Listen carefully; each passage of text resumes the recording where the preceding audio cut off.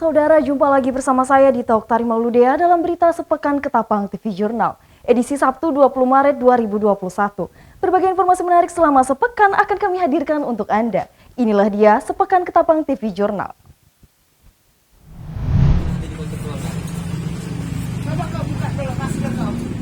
Seperti inilah detik-detik penangkapan Pak Sutri yang membawa narkoba jenis sabu yang berhasil direkam oleh warga di Jalan R. Suprapto, Kecamatan Delta Pawan, Kabupaten Ketapang, Selasa malam.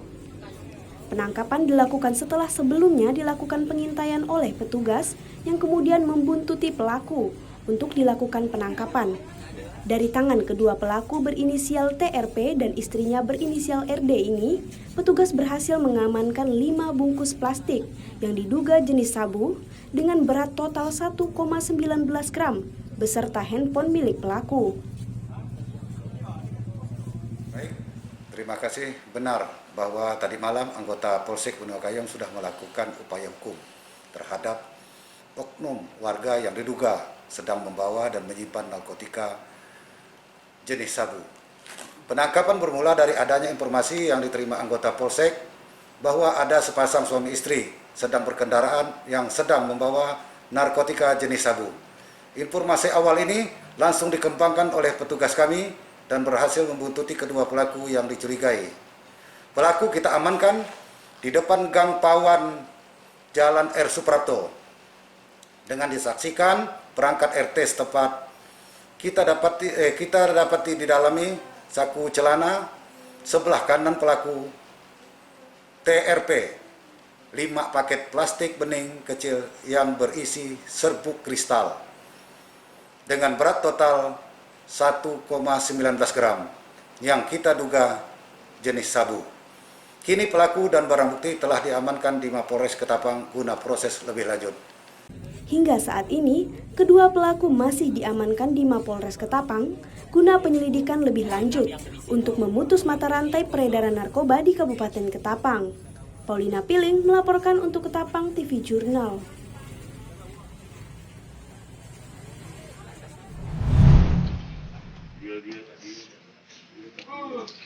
Polres Reserse Narkoba Kabupaten Kuburaya mengungkap peredaran narkoba di wilayah Kabupaten Kuburaya. Setidaknya ada 7 tersangka kasus narkoba dan 1 pelaku pencuri kendaraan bermotor diamankan polisi. Dalam kasus ini, polisi mengungkap 8 tersangka. 1 diantaranya merupakan mantan Kepala Desa Batu Ampar, Kecamatan Batu Ampar, Kabupaten Kuburaya, periode 1996 sampai 2021. Ibtu Robert Damanik, Kasat Narkoba Kuburaya, menjelaskan pelaku diamankan polisi di dalam kamar rumahnya saat sedang menghitung jumlah hasil jualan narkoba. Polisi juga menjelaskan dalam menjalankan aksinya pelaku sudah 5 tahun mengedarkan narkoba yang diperoleh dari kota Pontianak, kemudian dijual kepada pelanggan di sekitaran Batu Ampar. Dari tangan pelaku diamankan uang sebesar Rp3.120.000 dengan barang bukti narkoba jenis sabu sebesar 0,31 gram. Informasi yang kita dapat, jadi sudah melakukan hal tersebut sekitar 5 tahun lebih. Terus barang tersebut diedarkan kemana juga? Untuk barang tersebut, jadi di hasil interogasi kita dari para saksi, jadi didapat dari Pontianak, kemudian nantinya diedarkan ke para konsumennya yang ada di sekitar Batu Ampar. Jadi yang kita amankan di dalam kamar, pada saat dilakukan penangkapan yang bersangkutan sedang berada di kamar dan sedang menghitung uang yang diduga uang penjualan dari hasil narkotika. M yang merupakan tersangka mengaku kepada polisi jika dirinya bukan pengedar narkoba, melainkan hanya pengguna dan baru mengkonsumsi barang haram tersebut karena diajak kawan dekat. Memakai? Sudah berapa lama memakai? Memakai itu enggak sering Pak, memakai Pak. Iya, maksudnya udah berapa lama Bapak sudah menggunakan barang ini? Lama enggak itu Pak. Satu hari kalau pakai berapa banyak? Kalau nggak ada Pak, nggak ada. Oh gitu. Hmm. Terus belinya dengan siapa? Itu teman-teman Pak. Titip dengan teman untuk dipakai sendiri. Iya Pak. Ada kawan-kawan bapak yang pakai? Apa? Ada Pak. Nggak ada, sendiri aja. Hanya digunakan sendiri. Bapak pakai itu untuk ngedar Pak? Oke Pak. Pakai. Mantan kades mana Pak? Mata 4 Pak. Batu Ampar. Iya. Dari Batu Ampar. Iya. Tahun? Tahun 2001 Pak. 2001. Anak istri Bapak tahu kalau Bapak gunakan? Empat. Alasan Bapak itu pakai itu? Itu nggak ada Pak. Hanya saya tidak. Sesudah bapak jadi kades, bapak kerja apa pak? Swasta Pak. Swasta. Iya. Oh, jadi hasil dari kerja itu bapak belikan barang. Iya. Ada lagi? Ya, Pak, oke. yang Bapak nggak menggunakan punya? Bapak dengan narkoba ini Bapak sendiri atau kawan? Biasa sendiri Pak. Hah? Sendiri. Sendiri Pak ya? Waktu Bapak lagi menjabat itu pernah menggunakan nggak? Nggak pernah. Atas kasus ini, para tersangka narkoba dikenakan pasal 114 ayat 1 dan 112 ayat 1 Undang-Undang Nomor 35 Tahun 2009 tentang narkotika dengan ancaman hukuman penjara minimal 5 tahun. Dari Kota Pontianak, Paulina Piling, M. Amarudin melaporkan untuk Ketapang TV Jurnal. Badan Narkotika Nasional Kota memusnahkan sebanyak 14 bungkus narkotika jenis sabu. Barang haram tersebut merupakan tangkapan BNN Provinsi Kalimantan Barat. Dari 14 bungkus narkotika jenis sabu, 6 bungkus diantaranya merupakan pil ekstasi yang berhasil diamankan dari 3 pelaku yang ditangkap petugas.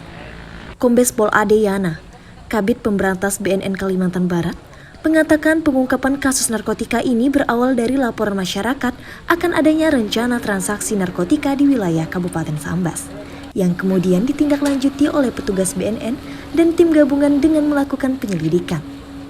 Adeyana juga menjelaskan, jika barang haram tersebut rencananya akan dijual ke kota Pontianak. Dari Malaysia. Dari mana Pak? Dari Malaysia. Ini transit atau emang berasal dari Malaysia Pak? Dari Malaysia, jadi yang ngambil dari kurir kita ke sana. Nyebrang, kemudian bawa barang baru kembali ke Indonesia lagi.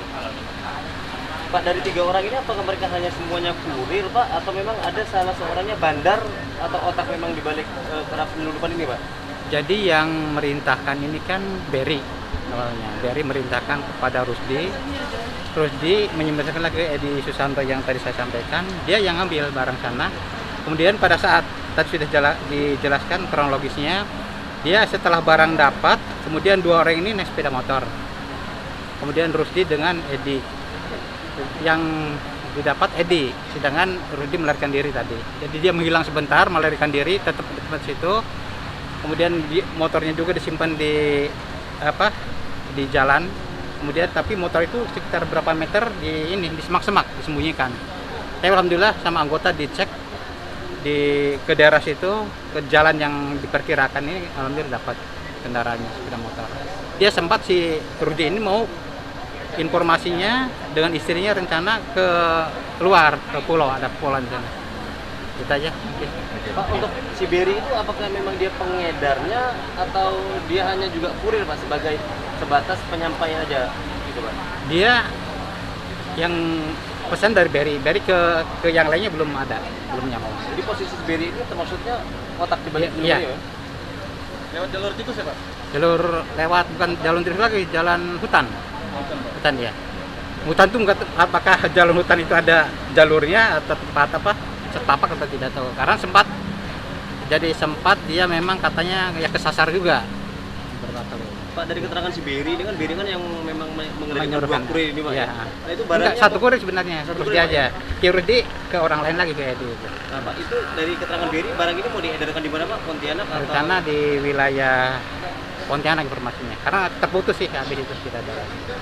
Dan si Berry mengakuinya dari siapa Pak? Jadi belum ada. Belum ada pesanan atau memang dia hanya sekedar memesan dulu baru nanti? Iya. Karena terputus dari ke jaring lain ya. Total nilainya berapa nih? Total nilainya kan 14.000 ya, 14 kilo itu diperkirakan mungkin tergantung pasaran. Ada sekarang mungkin ada 600 itu per kilonya. Pak, dari Ada yang dapat. Tahun ini Pak, apakah sudah ada mengamankan bandar Pak? Dari kemarin itu kan baru. Kalau bandar selama ini kan adanya di Malaysia yang punya barang ya, yang bandar itu selama ini belum ada. Untuk pemesan-pemesan di wilayah Kota Pontianak dan Kalimantan Baru Pak, apakah juga sudah pernah diamankan Pak? Untuk pemesan sudah, yang dulu-dulu kan sudah pernah. Pak, ini kan lintas negara Pak, udah pernah berkomunikasi Pak dengan negara tetangga Pak untuk Kalau dengan negara tetangga sampai saat ini belum ada. Karena untuk ke arah sana tuh kan ini kalau antar negara tuh pusat dari BNRI. Dari BNRI sudah adanya interdiksi di perbatasan. Jadi tim interdiksi perbatasan untuk gabungan dengan instansi terkait di perbatasan itu untuk melakukan sebenarnya pencegahan masuknya barang khususnya narkotika yang masuk ke Indonesia. Seperti mungkin dalam kemarin sudah mendapatkan 40 kilo kalau ya 40 bungkus ya yang lebih itu. Yang ternyata tersangkanya tidak ada. Itu kan jadi sama Pampas itu kan. Memang kita khusus daerah perbatasan harus lebih diperketat lagi untuk masalah patroli gabungan dengan instansi terkait. Karena barang itu semuanya dari Malaysia selama ini ya, selama sampai tahun ini. Itu dari Malaysia semua. Apakah ada indikasi bahwa Malaysia itu sengaja membiarkan barang itu masuk Jadi, ke Indonesia? Kalau kita lihat berita, Malaysia juga melakukan tindakan. Berita ya, dalam betul-betul. Dan beberapa ton gitu kan banyak juga. Jadi sebenarnya ini kan barang dari Cina. Kalau dari kemasan ya, dari Cina itu melewati Malaysia. Malaysia kemungkinan transit aja atau mungkin gudang di sana. Kita tidak tahu. Yang penting semua barang yang masuk ke Kalimantan Barat selama ini datang dari Malaysia. Atas perbuatannya, ketiga tersangka dijerat Undang-Undang Narkotika. Polisi juga hingga kini masih mendalami kasus ini dengan mencari pemilik bandar narkotika ini. Dari Kota Pontianak, M. Amarudin di Tauktari Mauludea mewartakan untuk Ketapang TV Jurnal.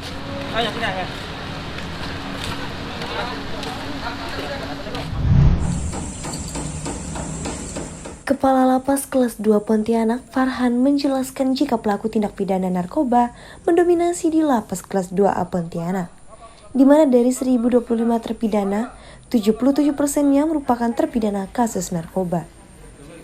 Menurut Farhan, sebagai upaya pencegahan hal-hal yang tidak diinginkan seperti peredaran gelap narkoba, pihaknya telah intensif melakukan berbagai langkah seperti menambah petugas yang saban hari selalu memantau pergerakan warga binaan tersebut, serta melakukan penggeledahan di setiap kamar. Dikatakan Farhan, selain itu, di Lapas Kelas 2A Pontianak juga membuat program rehabilitasi sosial yang diambil dengan cara diseleksi, dengan maksud untuk membangun dan membina mereka untuk merubah persepsi mereka yang menilai narkoba bisa mengatasi masalah. Memang dari 1.025 orang itu ada sekitar 77% kasus narkoba. Nah, di sini sekarang ada program rehabilitasi sosial. Nah, dari 1.025 orang ini ada 200 orang yang ikuti rehab sosial. Nah, untuk menyeleksi itu mereka di asesmen. Nah, ini diantaranya adalah satu, warga binaan yang ingin berubah. Kedua juga ada warga binaan yang kita seleksi untuk bagaimana dia bisa berubah menjadi lebih baik lagi. Jadi selain pengamanan, pengawasan juga kita ada pembinaan rehabilitasi sosial. Bagaimana membangun warga binaan dalam pola hidup yang tadinya coba untuk bahwa persepsi bahwa narkoba itu bisa menghilangkan ya, mengatasi masalah, kita coba bangun bahwa itu narkoba itu menjadi masalah. Ya, alhamdulillah nih untuk sementara ini kegiatan ini berlangsung dengan aman dan tertib. Farhan berharap dengan adanya berbagai langkah dan program tersebut, WBP yang ada di Lapas Kelas 2A Pontianak kedepannya bisa berlaku lebih baik lagi. Dari Kota Pontianak di Tauktari Mauludea, M. Amarudin mewartakan untuk Ketapang TV Jurnal.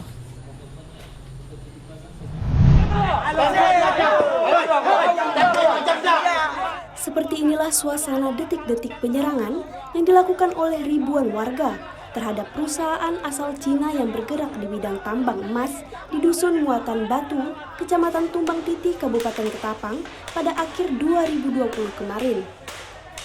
Perusahaan yang bernama PT Sultan Rafli Mandiri ini diketahui telah melanggar berbagai perjanjian dengan warga dan ahli waris, sehingga membuat masyarakat mendatangi perusahaan untuk memprotes provokasi perusahaan yang beredar di masyarakat. Bahkan, aksi massa berujung pada pengrusakan berbagai aset perusahaan setelah pihak manajemen tak mau menemui perwakilan warga untuk menuntut hak mereka. Rabu siang, 3 orang warga peserta aksi penyerangan dijatuhi hukuman 5 bulan 15 hari oleh Pengadilan Negeri Ketapang tanpa penolakan dari kuasa hukum dan ahli waris lahan. Seperti yang tadi telah dibacakan oleh Majelis Hakim, bahwasanya para terdakwa ini divonis selama 5 bulan 15 hari, itu lebih ringan dibandingkan tuntutan jaksa selama 8 bulan. Hanya saja yang perlu jadi catatan kita bersama, bahwasanya terdakwa ini diproses dalam persidangan ini akibat dari mengkritik atau mengkritisi tindakan Pamar Lubis dan manajemen SRM yang telah merampas tanah tambang milik Haji Muwardi dan keluarganya. Sekaligus mereka juga telah mempekerjakan tenaga kerja asing secara ilegal. Itulah alasannya mengapa terdakwa ini dipersidangkan saat ini. Hingga saat ini, para terdakwa masih menjalani sisa masa kurungan di Lembaga Permasyarakatan Ketapang yang diperkirakan akan keluar dalam 2 minggu ke depan. Paulina Piling melaporkan untuk Ketapang TV Jurnal. Dengan ini kami nyatakan dibuka dan terbuka umum. Dalam penyampaian pidato Bupati dan Wakil Bupati Ketapang terpilih, hasil Pilkada serentak tahun 2020 di Aula Gedung DPRD Kabupaten Ketapang Senin pagi, Bupati Ketapang yang diwakili oleh Wakil Bupati Ketapang Farhan menyampaikan visi dan misi serta program kerja yang akan dilakukan di era kepemimpinannya.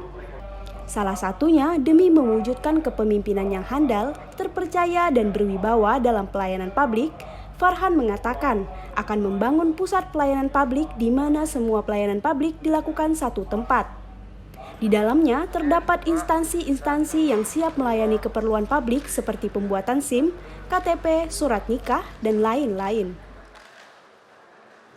Yang pertama, penyampaian pidato ini untuk memenuhi ketentuan peraturan perundang-undangan yang berlaku, yaitu Undang-Undang Nomor 23 Tahun 2014 tentang Pemerintahan Daerah, dan juga menindaklanjuti ketentuan peraturan Menteri Dalam Negeri.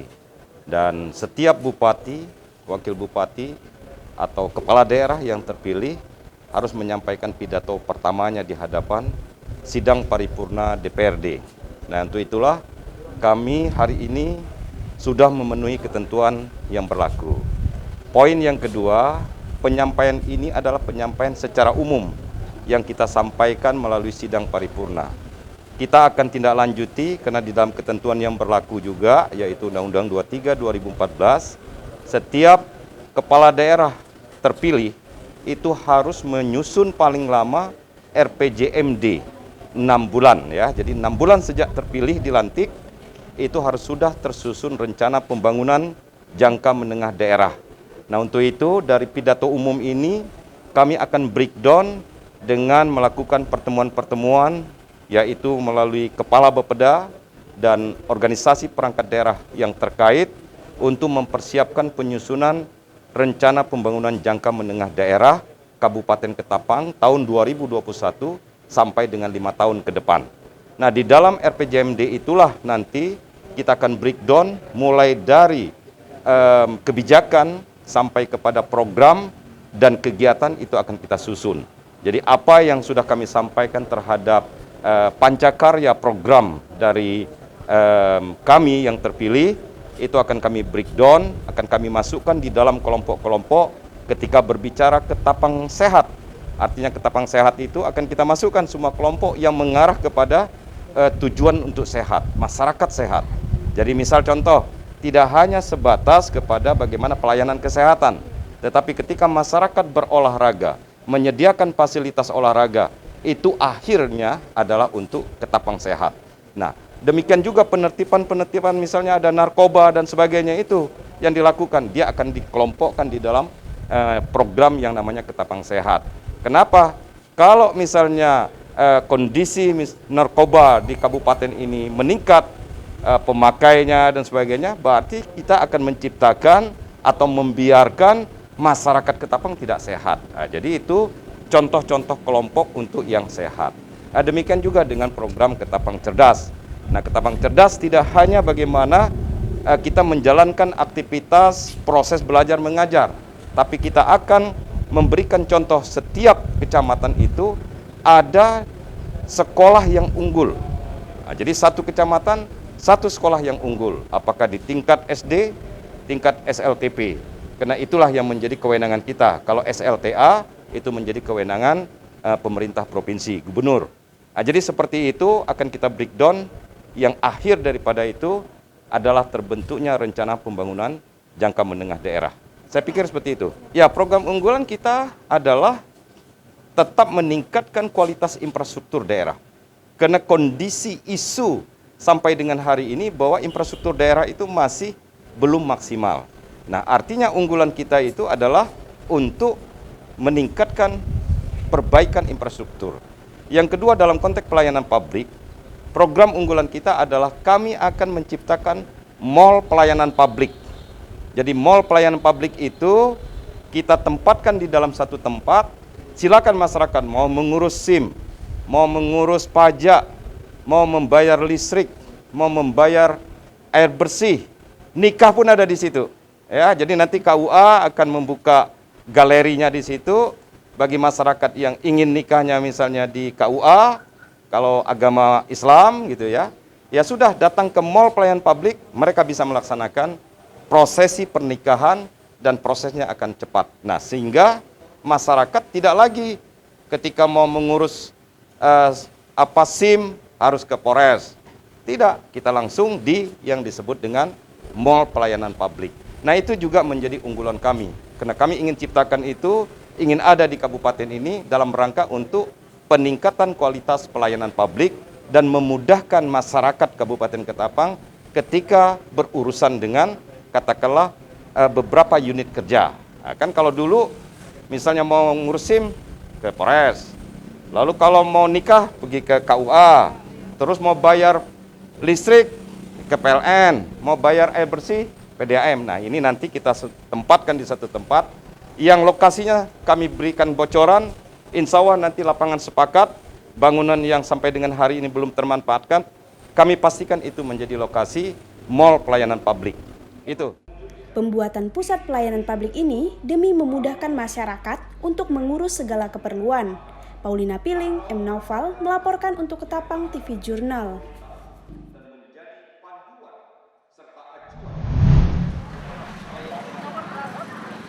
Swab massal ini dilakukan oleh Satuan Satgas COVID-19 yang terdiri dari gabungan TNI, Polri, Satpol PP, Dinas Kesehatan, dan BNPB.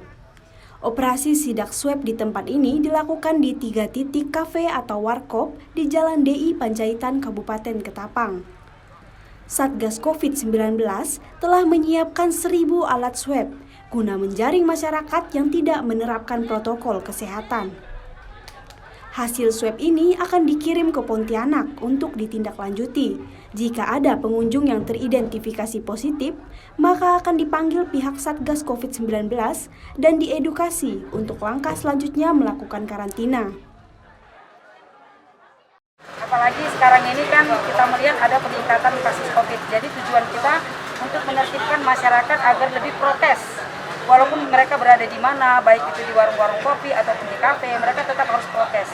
Jadi ini juga mengingatkan kepada pihak kafe agar mereka juga membatasin jumlah pengunjung yang datang ke kafenya. Tentu bahayanya sebenarnya sudah sering kita dengar ya, kita baca juga, kita mendengar dari media bahwa ini akan meningkatkan kasus COVID, tidak menutup kejadian ya. Bisa-bisa masyarakat kita ini banyak yang terinfeksi oleh terpapar COVID, dan kasihannya itu kepada orang-orang tua atau keluarga-keluarga kita yang mengalami penyakit-penyakit komorbid. Ini sangat membahayakan bagi mereka. Berarti potensinya cukup besar ya di saat kita berada di tempat ya, potensinya sangat cukup besar karena kita tahu bahwa penularan COVID itu kan melalui dari droplet, dari udara, dari nafas, Jadi kalau sampai tidak prokes itu bisa sangat memudahkan untuk penularan atau terpapar COVID. Rencana kita ini hasil swab ini paling lambat Senin itu sudah kita kirim ke provinsi. Nah, kita mengharapkan nanti dari provinsi untuk segera dalam minggu itu juga dapat diberikan hasilnya seperti apa, nanti akan kita sampaikan kepada yang berkewenangan supaya ini dapat ditindaklanjutin. Oke, jika salah satu pengunjung ada yang positif, seperti apa langkah ke depan, Dok? Kita kan sudah mendapatkan data identitas ya. Jadi nanti untuk semua pengunjung yang ditemukan positif pasti akan kita hubungi dan kita edukasi seperti bagaimana penata laksanaan COVID. Baik, kami dari Satuan Satgas COVID-19 sama TNI, Polri, Pegawai Kesehatan, BPP melakukan seperti sidang atau konser di tempat di 3 titik. Ini kami lakukan di seputaran jalan di Panjaitan. Untuk target sendiri berapa tempat? Kita belum menargetkan, tapi kita menyiapkan lebih kurang 1.000 ya, Mas Arya. 1.000 alat untuk dilakukan swab. Oke. Sampai kapan Pak rencana ini dilakukan, Pak? Belum tahu. Setelah ini kegiatan ini kami akan evaluasi. Selanjutnya kami akan menentukan langkah apa yang akan kami lakukan. Oke, Pak, dari kacamata petugas sendiri, yang paling banyak nongkrong di warung kopi ini dari kalangan apa sih, Pak? Pelajar, mahasiswa, pekerja? Ya, sama saja, dari unsur PNS juga ada, dari masyarakat, pelajar juga ada, mahasiswa. Ya, mereka yang kurang hiburan mungkin pelariannya ke tempat-tempat seperti itu. Berarti tidak ada tebang pilih untuk target sendiri? Tidak ada, jadi semua kami lakukan sama, tidak ada pada unsur TNI, Polri, PNS atau masyarakat, kita tidak ada. Semua kita perlakukan sama. Oke, terakhir Pak, terkait himbauan gubernur yang sudah disampaikan ke pemilik-pemilik kafe dan warung kopi, ke depan seperti apa yang dilakukan oleh pemerintah daerah, Pak? Tentunya pemerintah daerah dalam hal ini Satgas COVID akan menindaklanjuti instruksi dari atas, termasuk pembatasan usaha. Tadi pun kami sudah sambil memberikan edukasi agar seperti yang Anda lihat, meja-meja kursi-kursi yang ada ini akan dikurangi paling tidak 50% dari jumlah yang tersedia. Oke, dan malam ini masih terus berlanjut, Pak ya? Iya. Oke, terima kasih, Pak.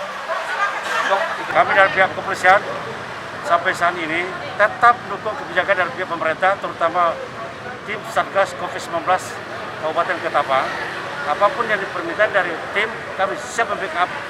Mulai waktu siang walaupun malam, kami siap mendukung demi terciptanya penekanan COVID-19 di Kabupaten Ketapang. Untuk malam ini, gabungan dari Polri, TNI, Pol PP, BNPB, dan dibantu dengan Polsek Kota dengan kekuatan 163 personel. Dan dalam hal ini kami juga dalam prasaranya kami bagi 3 kelompok. Ada kelompok 1, kelompok 2, dan kelompok 3. Sehingga satu kelompok terdiri dari unsur-unsur menyisir KP-KP yang ada di seputaran Jalan Panjaitan. Kedepannya kami seperti dilihat sekarang, kami telah mengarahkan PCR langsung di tempat di lokasi. Sementara selama ini belum, kami hanya beri imbauan, membagi masker dan lain-lain. Tapi sekarang ini kami tingkatkan kegiatan tersebut dan ke depan akan tetap berlanjut seperti ini. Swab massal ini dalam upaya pengendalian dan pencegahan virus COVID-19 di Kabupaten Ketapang dan penertiban masyarakat agar tetap menerapkan protokol kesehatan dimanapun berada.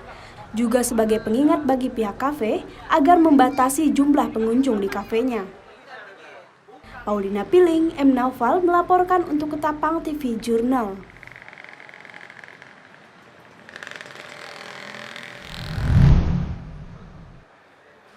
Stunting merupakan kondisi gagal tumbuh pada anak usia di bawah 5 tahun atau balita.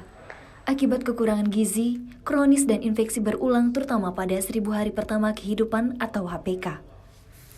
Rembuk Stunting Kabupaten Ketapang 2021, konvergensi gizi spesifik dan gizi sensitif dalam upaya percepatan penurunan kasus stunting, berlangsung di Hotel Aston Kabupaten Ketapang Senin 22 Maret 2021.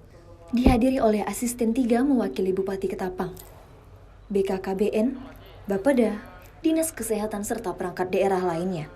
Dalam upaya pencegahan stunting, BKKBN melaksanakan perannya melalui program pembangunan keluarga dengan pendekatan intervensi gizi sensitif dengan cara pengasuhan 1000 HPK, yaitu selama masa kehamilan sampai dengan anak berusia 2 tahun. Kegiatan promosi dan KIE pengasuh 1000 HPK dilakukan melalui wadah Bina Keluarga Balita, terhadap keluarga, orang tua yang anaknya berusia 0-6 tahun.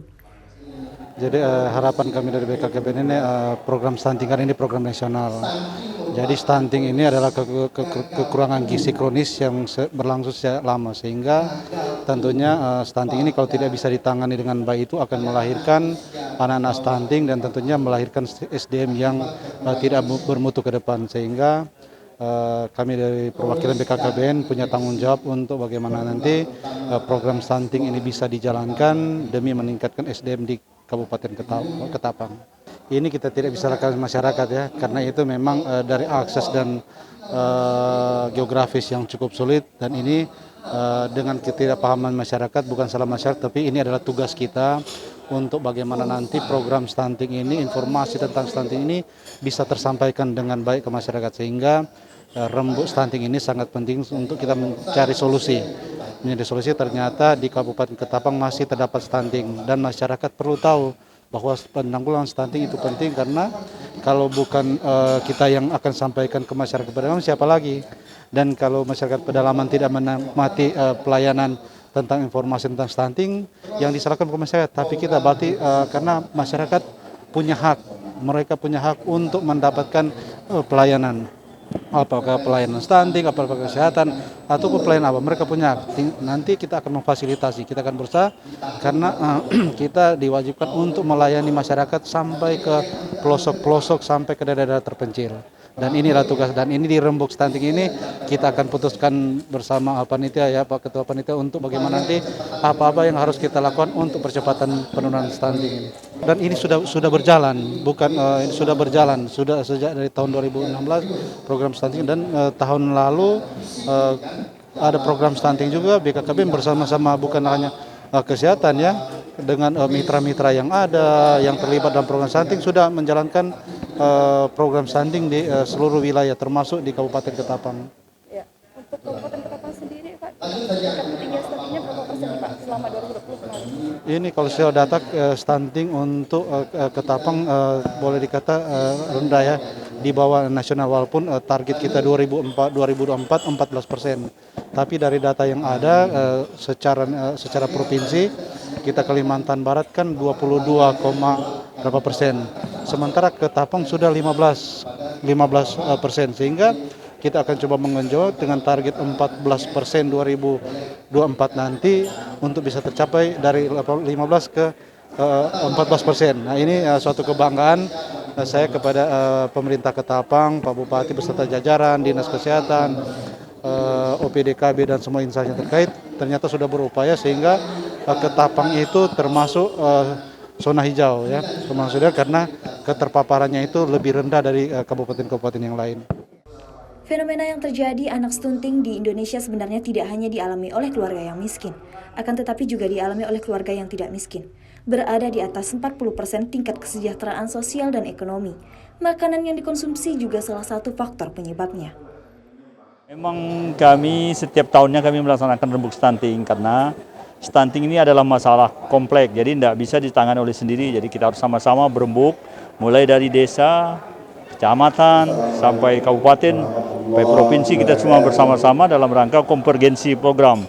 Jadi semua program mulai dari program gizi spesifik maupun gizi sensitif itu digabungkan bersama untuk menangani stunting di 30 desa kita itu, gitu, Mbak. Ya, saya sampaikan kepada masyarakat pedalaman. Sebenarnya masyarakat pedalaman itu bukannya kurang gizi gara-gara tidak ada uang.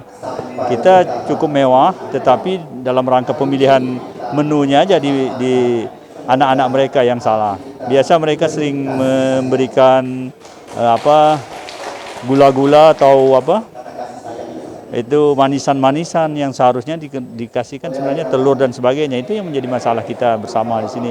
Kemudian juga ada penyakit-penyakit tertentu seperti cacingan yang mereka tidak diobati. Ya, itu. Saya rasa sebenarnya masyarakat kita hanya perlu mengelola menu aja, bukan masalah tidak ada uangnya. Kita cukup banyak, artinya masyarakat kita tidak miskin-miskin amat. Tetapi yang menjadi masalah itu cara memilih menu untuk memberi kepada anaknya yang salah. Itu yang perlu kita nih bersama, dan itu juga perlu kita bersama-sama lah. Ada desa, ada ahli gizinya, ada pertaniannya untuk menyiapkan, bisa juga karena tidak ada. Misalnya kita mau beli dagingnya tidak ada, jadi kita siapkan apa gitu, ikan dan sebagainya, itu sih yang penting. Apa yang dikonsumsi oleh anak-anak ya Pak? Iya betul, dikonsumsi anak-anak, terutama juga kepada yang hamil. Nah, kan mulainya itu kan dari ibu hamil. Ibu hamil mulai lagi daripada anak remaja. Mulai dari anak remaja itu memang sudah disiapkan, misalnya pemberian FE atau zat besi untuk anak-anak yang setelah menstruasi. Nah, jadi sehingga pabrik yang disiapkan untuk melahirkan anak itu sudah siap, sehingga nanti dia melahirkan anak yang baik. Anak yang baik tentu tidak akan stunting. Itu kita bersama. Intervensi spesifik dan sensitif telah banyak dilakukan, namun angka prevalensi stunting masih cukup tinggi. Hal ini dikarenakan belum adanya konvergensi program di sasaran penerima manfaat, yaitu rumah tangga dengan 1000 HPK. Dari Kabupaten Ketapang, Dita Oktari Mauludea, Muhammad Naufal mewartakan untuk Ketapang TV Jurnal. Inilah rekaman CCTV saat pelaku pencurian melakukan aksinya pada hari Minggu pukul 4:12 dini hari. Dari hasil rekaman CCTV, pelaku yang menggunakan topi dan masker berwarna merah dengan santai mencabut satu persatu tanaman hias. Pelaku memasukkan tanaman hias yang ia curi ke dalam karung dan dibawa menggunakan sepeda motor. Dari aksinya tersebut, pelaku berhasil mencuri 36 tanaman hias jenis aglonema dan calathea. Pemilik toko tanaman hias Ayu Rahayu mengatakan, pelaku melakukan aksinya pada saat pemilik sedang tidur dan baru diketahui pukul 7 pagi. Sejak diketahui pemilik toko, langsung melaporkan ke pihak kepolisian. Ya, di hari Minggu tanggal 21 itu sekitar jam 4:12 ada pencuri masuk ke halaman rumah sebelah kanan, ngambil bunga jenis aglonema dan calathea itu sekitar 36 pot. Terus ketahuannya udah pagi pas bapak bangun tidur. Ya. Diketahuinya dari mana Kak? Dari CCTV. Dari CCTV. Iya. Untuk kerugian sendiri ada berapa banyak Kak? Kerugiannya sekitar 13 juta. 13 juta. Berarti berapa pot? 36 pot. Untuk ciri-ciri pelaku seperti apa Kak? Ciri-ciri pelakunya pakai masker merah, topi merah, jaket hijau, terus pakai dalaman kayak kuning gitu lah. Terus celana panjang motif putih. Untuk Untuk pelaku sendiri kelihatannya pakai kendaraan apa? Kayaknya diantar lah Kak. Terus motornya berhenti baru pelakunya masuk sendiri, bawa karung gitu. Ya. Berarti dicabut atau dengan pot? Dicabut, terus pot sama tanahnya tuh dihamburkannya gitu. Dihamburkan. Untuk sekarang udah dilaporkan ke kasusnya? Udah, pas kejadian kita langsung lapor polisi, polisinya udah olah TKP, semoga cepat ketemu si pelakunya. Harapannya untuk kepolisian? Semoga bisa ngusut tuntas kasus ini, soalnya ini kan udah kedua kalinya kejadian di rumah yang sama gitu Kak. Jadi kita pun resah gak kan, sampai kerugiannya belasan juta gitu. Harapannya agar pihak kepolisian dapat mengusut tuntas kasus ini dan menangkap si pelaku pencurian. Karena pencurian bunga ini sangat sering terjadi di Kabupaten Ketapang dan sangat meresahkan warga. Paulina Piling melaporkan untuk Ketapang TV Jurnal.